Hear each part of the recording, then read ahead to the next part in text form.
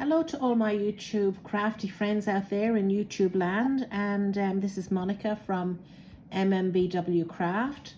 And I had a phone call. I was speaking to a friend of mine this morning, Christine, who said, Monica, I've been watching your YouTube channel, but I haven't seen anything on slow stitching. So I says, not to worry, Christine. I says, I'll put something up today. So here is a short video on slow stitching for Christine and all of you who enjoy slow stitching. So with slow stitching, I sort of fell into it in a very hard way. I was doing this stitchery. It's a block of the month called Around the Town, and there's 12 of these different stitcheries, hand stitcheries, and I wasn't very good. I wasn't very confident with my stitches. So I decided to go on to the YouTube to find some channels that had how to do embroidery stitches. So I came across a lady by the name of Sarah Humphrey embroidery, and she's very, very good. But she introduced me unknowingly into the world of slow stitching.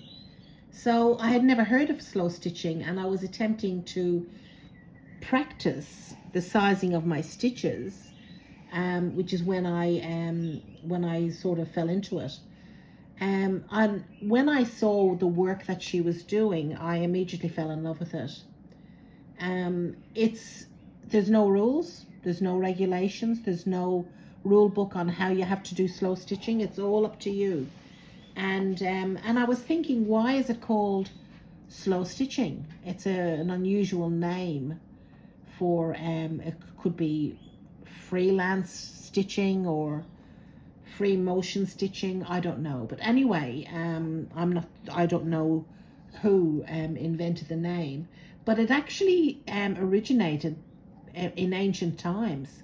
The Japanese introduced shishiko stitching, which was a way of them mending their clothing, and at a time of when it was expensive to replace your work clothes. So what they did was they actually did layer upon layer and mended the actual rip if they had a rip in them. And so that's where it's actually originated from. So it's very, very what we have done in the modern day is we've been influenced by the Japanese with their shishiko stitching, and also with Indian kanta and European embroidery. So all of these have sort of merged into slow stitching, and so it's a really nice way of being able to do some work. Now I've got here, this is the I put this up here because this is what started me with doing it, and I was very concerned because when you're looking at, like a row of stitching, how can I be sure that all my stitches are the same size? And we've got this is called tiger tape. I don't know whether any of you have ever used tiger tape, but you would put this down on your fabric just like that, and then you'd do your stitches, making sure that you keep within the perimeters of that line. And now you can get this in a variety of different sizes, and that initially helped me with trying to size up the size of my stitches. So but in saying that, I've sort of looked at doing other ways and means of embroidery, and this is one. I mean, with with slow stitching, you have to start off with a minimum of 2 layers of fabric. I started off with some calico on the back, and I've added just scraps of fabric that I had lying around, and put it down on this and started stitching them together. And it's about making these 2 pieces of fabric, as in the backing and the front, into one piece of fabric. So as you can see, I've sort of been doing a bit of it, and I just pick it up, and you just don't have to think about it. You don't have to worry about whether you're doing the right thing, whether your stitches are the right size, because if you've done it, they're right. Because this is about you, and making sure that you have an enjoyable time with your sewing. And you can do this on a train, you can do it, watching TV, listening to music, sitting in the back garden, wherever, sitting on the beach, you can take it. So it's a very, very simplified way of stitching, and all you require for this is obviously a backing. You need fabric for the front, and it can be any type of fabric. It can be different types of textures of fabric. So for example, this is the edging of a piece of fabric that I had there, and it's almost like a soft hessian. It's quite rough. I certainly wouldn't like an item of clothing made out of it, because it feels very rough on the skin. But I think it would be like an outdoor cushion or something like that. And but with this, I'd leave the fringe on it. I'm not going to take that off, and stitch down and join it.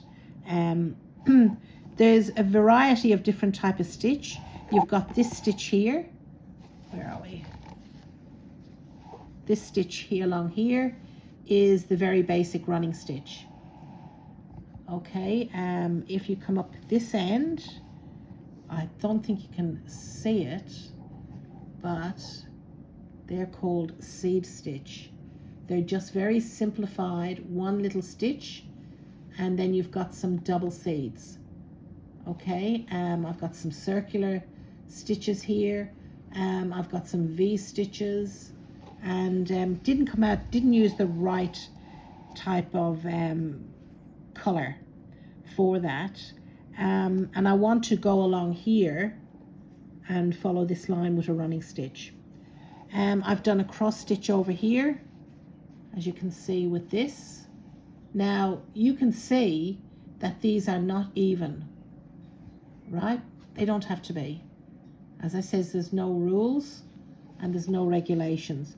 This here is a satin stitch, so little blocks of satin stitch can hold something down, and so on and so forth.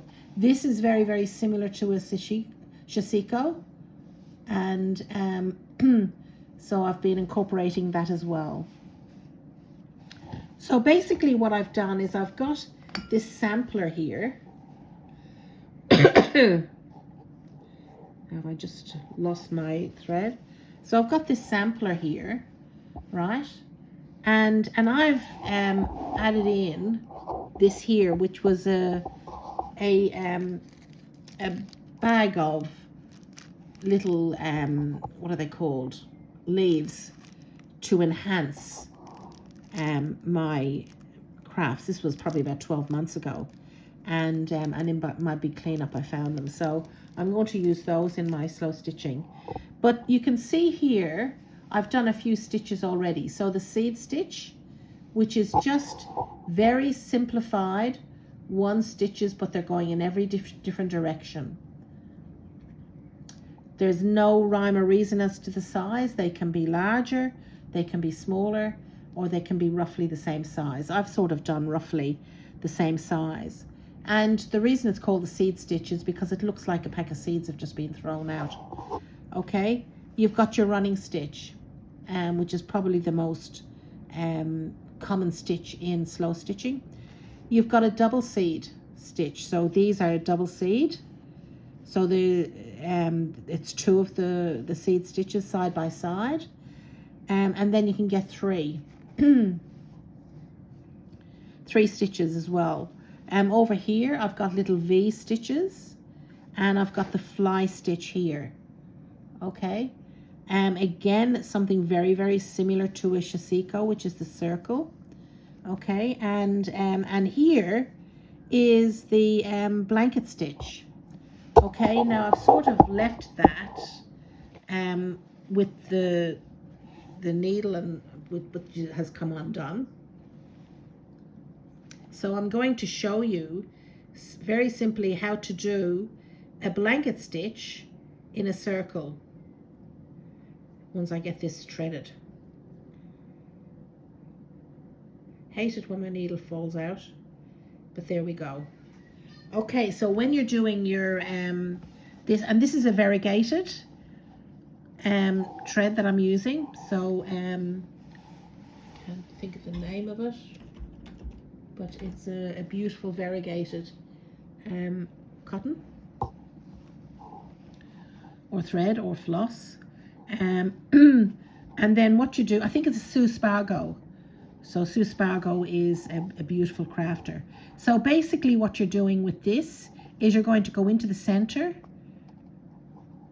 and it's a bit awkward because I've got the camera between my arms here, and then you're going to come out on that line, and then you're going to pull it,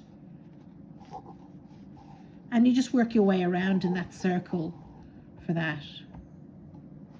Go in, come out. It's good to use a long needle if you can, because I'll show you with the running stitch how easy it is, because you can have up to 4 or 5 stitches on the actual needle, which makes it very, very good. And that's Cooper. He's heard something at the back garden, and he's decided to go out and investigate. He's a good little watchdog, but he sometimes barks quite a bit. He's got a friend next door, and the friend's name is Mia, and she's another little dog, and Cooper loves to bark at her through the fence, and likewise she likes to bark at Cooper. Okay, so so you just keep going around until you come to the very end. So very, very simple. It'd be nice to have some nice relaxing music or a glass of wine, which I can't, but you know. So there you go with that. Okay, so again, it's a lovely design. With the running stitch, now where's my running stitch? Over here I've got some, I left some on a needle to show you how to do the running stitch. So I'll just turn this around this way. Okay, so when you're doing your running stitch, I'm going to start from here to make it look like it's coming out of the leaf. So a running stitch is very, very simple, and you just go in and come out. The under part of the cotton or the thread or floss is smaller than the upper part, but that's not a rule. That's not a rule, okay? It's entirely up to you. Cooper's trying to get up onto my knee. No, down, Cooper. Good boy. So just go in and out, in and out. So I'm not measuring this. By no means at all am I measuring it. And then I'm just going to pull it all through, which can be a bit hard when there's a few stitches on it. It's a bit chilly here tonight in Melbourne, this evening in Melbourne. Well, it's only 4:20, but there was I had to go out and get some milk, and it was a bit cloudy and dark, so I thought there was going to be a thunderstorm. So you can see that's just a plain running stitch. So very, very simple. In, out, and pull it through.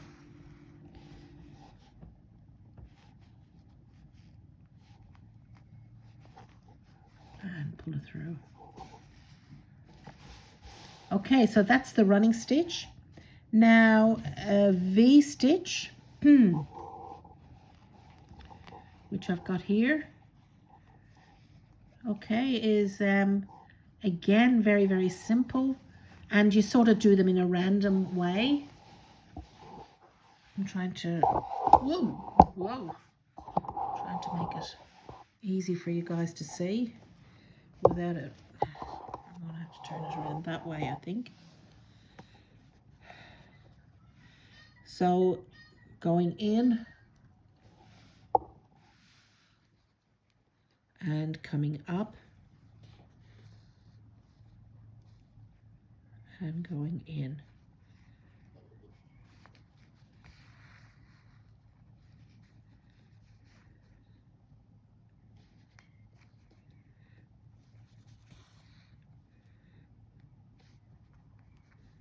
Okay, so very simple, and that's it. It's and if you go on to the YouTube, to Sarah Humphrey's YouTube, Sarah Humphrey Embroidery, she will show you all of these stitches. That's where I've learned them. Okay, so again, it's just random. They're like little chicken feet. Okay, so I've done around here in a circle. I've done the pinwheel, and I'm just going to finish that off because that's done. So going back into the last stitch I've done, I'll close it off. Just like, and it's, so just like that. Okay, now these are Y stitches. So so what you do with that,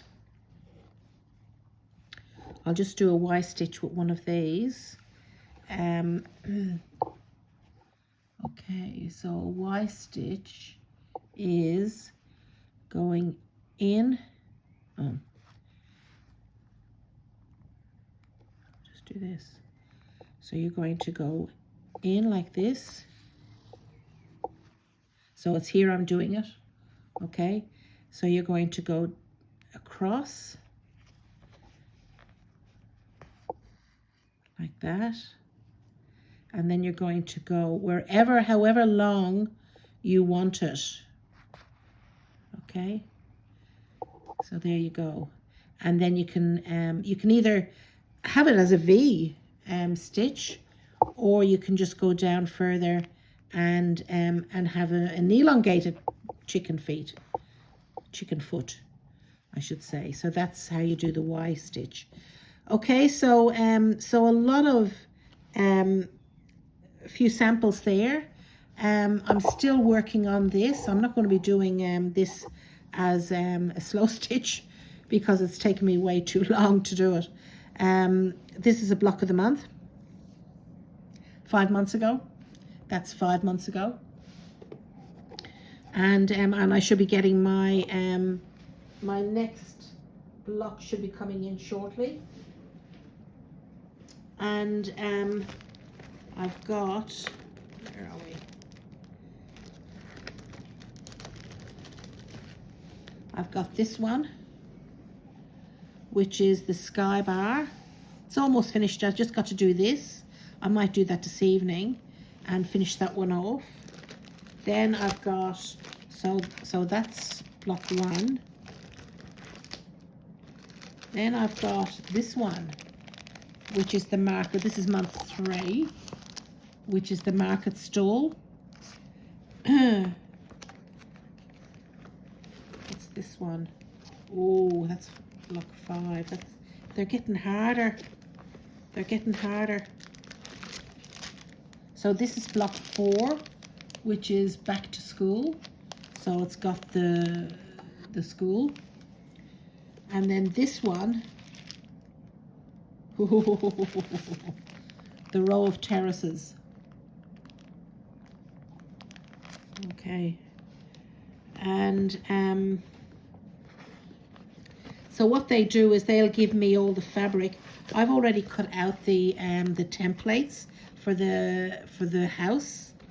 So so I've got the template already cut out for that. So that's making sure that every one of the blocks for the houses are all the same size. So for those of you who didn't see what it was like, I'll just show you. These are the houses for this okay, so you can see where there's a space here is where the stitcheries are going to go. Okay, so all of those blank spaces, and in between them there'll be these houses, these little houses dotted. Okay, now the house, as I said, they're quite a simple pattern, but what I've done is I've done the templates to match. So so that's the roof. So it's 2.5 by 6.5, and I need to cut one of those, so that would go from right across here. And then I've got the door, which is, I cut one, 3.5 by 2, so that's obviously this part here.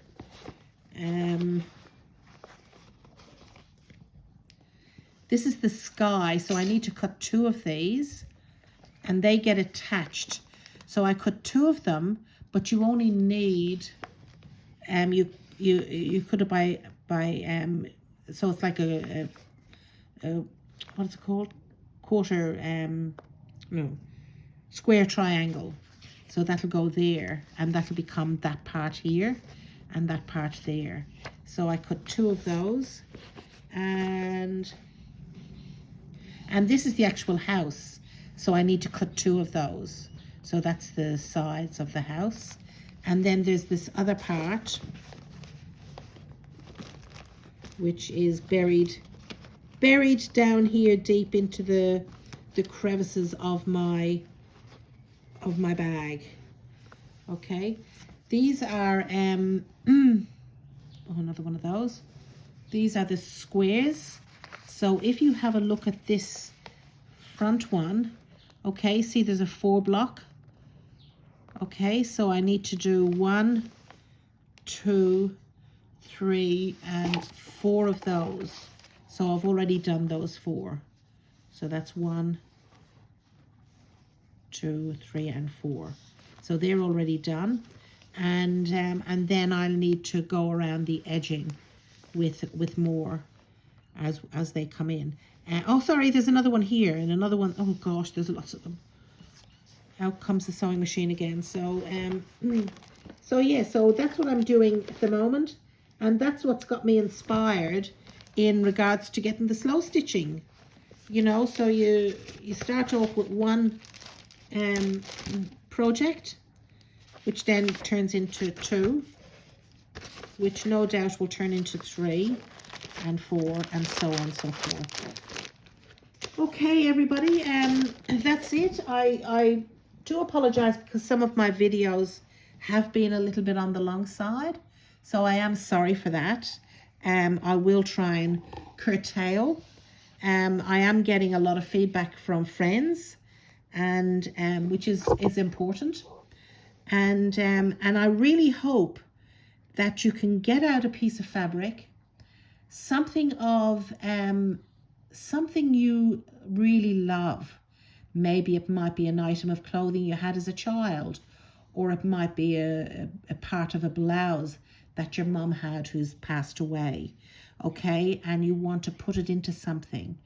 Okay, so there's a lot of things, and if you go on to the website or the YouTube, you'll be able to see all these beautiful things that they can make out of slow stitching. So whoops, nearly lost my video there. So so I hope you all enjoyed, and I want you all to take care. I'm back to work on Tuesday. I've had a lovely break, and I'm really looking forward to going back to work, back to my girls sewing on Friday. So really looking forward to that. So take care, everybody, and I hope to speak to you all again very soon.